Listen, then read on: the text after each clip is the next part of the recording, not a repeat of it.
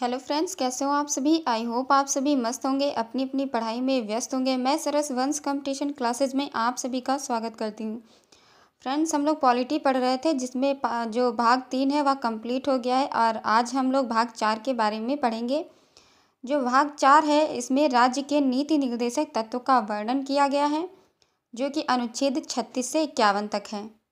Friends, यह राज्य के नीति निर्देशक तत्व जो है इसका कॉन्सेप्ट आयरलैंड से लिया गया है। फ्रेंड्स, कहाँ से लिया गया है? तो इसका कॉन्सेप्ट आयरलैंड से लिया गया है। अगर क्वेश्चन पेपर में आए कि आयरलैंड के संविधान से किसका कॉन्सेप्ट लिया गया है, तो होगा राज्य के नीति निर्देशक तत्व का कॉन्सेप्ट लिया गया है। फ्रेंड्स, कई बार क्वेश्चन आता है कि इसका क्या तात्पर्य है, राज्य के नीति निर्देशक तत्व जो है इसका क्या तात्पर्य है। तो फ्रेंड्स, आदर्श लोक कल्याण राज्य की स्थापना करना राज्य के नीति निर्देशक तत्व का तात्पर्य है। और यह जो हमारा भाग 4 है यह वाद योग्य नहीं है, अर्थात आप ना तो सुप्रीम कोर्ट जाएंगे और ना ही हाई कोर्ट जाएंगे। और जो अनुच्छेद 36 है इसमें राज्य की परिभाषा का वर्णन किया गया है। इसका मतलब यहाँ पर यह है कि यहाँ पर वही राज्य की परिभाषा दी गई है जो कि अनुच्छेद 12 में आप लोगों ने पढ़ा था।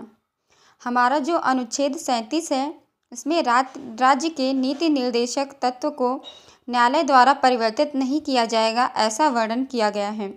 और अनुच्छेद 38 में राज्य के लोक कल्याण की वृद्धि के लिए सामाजिक व्यवस्था बनाएगा, ऐसा वर्णन किया गया है।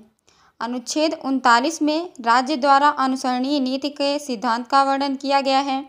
और अनुच्छेद 39A में महिला और पुरुष को समान कार्य के लिए समान वेतन दिया जाएगा, ऐसा वर्णन किया गया है। मतलब यह नहीं है कि पुरुष को उसके कार्य का अलग वेतन और महिला को उसके कार्य का अलग वेतन दिया जाएगा, या नहीं होगा। इसमें समानता की बात कही गई है। कौन से अनुच्छेद में? तो अनुच्छेद 39A में। और अनुच्छेद 40 में किसका वर्णन किया गया है? तो ग्राम पंचायतों का संगठन, जो ग्राम पंचायत है इनके संगठन का वर्णन अनुच्छेद 40 में किया गया है। अनुच्छेद 41 में क्या कहा गया है? तो फ्रेंड्स, कुछ दशाओं में काम, शिक्षा तथा लोक सहायक उपबंध जो हैं इनका वर्णन अनुच्छेद 41 में किया गया है।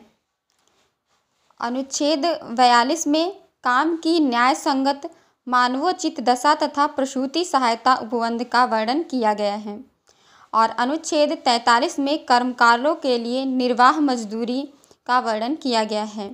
अनुच्छेद 43A में उद्योग के प्रबंध में कर्मकारों का भाग लेना, इसका वर्णन किया गया है। और अनुच्छेद 44 में समस्त नागरिकों के लिए समान सिविल संहिता का वर्णन किया गया है। अनुच्छेद 45 में 0 से 6 वर्ष तक के बच्चों के लिए शिक्षा का प्रावधान दिया गया है। अनुच्छेद 46 में राज्य अनुसूचित जाति अनुसूचित जनजाति के लिए व्यवस्था बनाएगा, ऐसा वर्णन किया गया है। अनुच्छेद 47 में रहन सहन खान पान के स्तर को ऊंचा उठाना राज्य का कर्तव्य है, यह कहा गया है। जो रहन सहन और खान पान का स्तर है इसको ऊंचा उठाने का जो कर्तव्य है वह राज्य का कर्तव्य है, और इसका वर्णन अनुच्छेद 47 में किया गया है। अनुच्छेद 48 में कृषि एवं पशुपालन की व्यवस्था करना, इसका वर्णन किया गया है। जो कृषि है और जो पशुपालन है इसकी व्यवस्था जो है इसका वर्णन अनुच्छेद 48 में किया गया है। फिर बात करते हैं अनुच्छेद 49। तो अनुच्छेद 49 में राष्ट्रीय इमारत और स्मारक की व्यवस्था करने का वर्णन किया गया है। अनुच्छेद 50 में कार्यपालिका न्यायपालिका का पृथक्करण का वर्णन किया गया है। और अनुच्छेद 51 में अंतर्राष्ट्रीय राजनीति व्यवस्था बनाए रखने का वर्णन किया गया है। फ्रेंड्स, यह हमारा भाग 4 है जो कि अनुच्छेद 36 से अनुच्छेद 51 तक है, यह पूरा हो गया है। और इसके आगे हम लोग भाग 4A के बारे में पढ़ते हैं। अब हम लोग जानेंगे कि भाग 4 जो A है इसमें किसका वर्णन किया गया है। तो फ्रेंड्स, इसमें मूल कर्तव्य का वर्णन किया गया है और यह अनुच्छेद 51A में वर्णित है।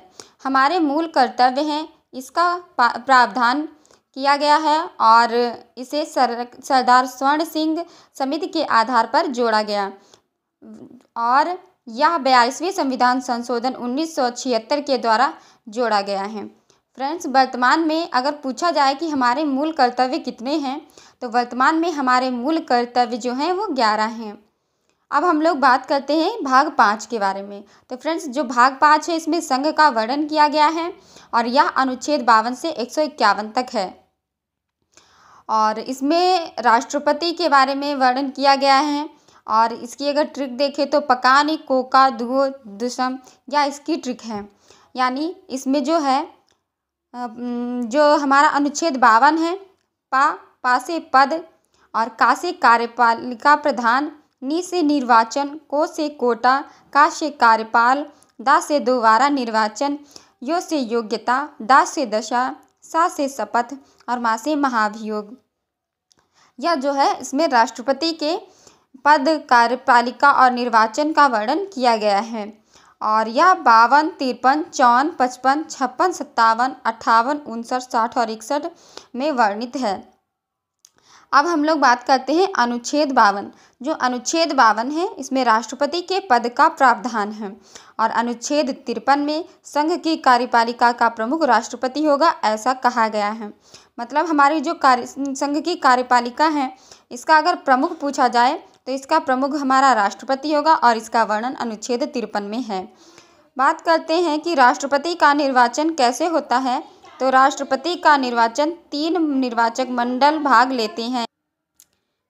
फ्रेंड्स, हम लोग बात करते हैं कि राष्ट्रपति के निर्वाचन में जो 3 निर्वाचक मंडल होते हैं वह कौन कौन से होते हैं। तो संसद के दोनों सदन के निर्वाचित जो सदस्य होते हैं वह, शपथ की विधानसभाओं के निर्वाचित सदस्य और दिल्ली और पांडुचेरी की विधानसभाओं में निर्वाचित सदस्य, जो कि 70वें संविधान संशोधन 1992 के द्वारा जोड़े गए हैं। यह जो है राष्ट्रपति के निर्वाचन मंडल में सहायक होते हैं।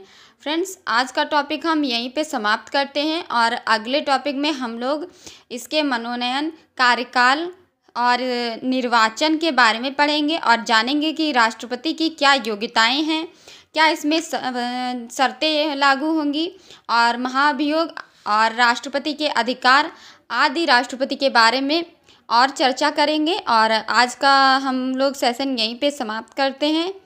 प्लीज़ चैनल को लाइक, शेयर और सब्सक्राइब कीजिएगा, बेल आइकन को प्रेस कीजिएगा। Thank you friends.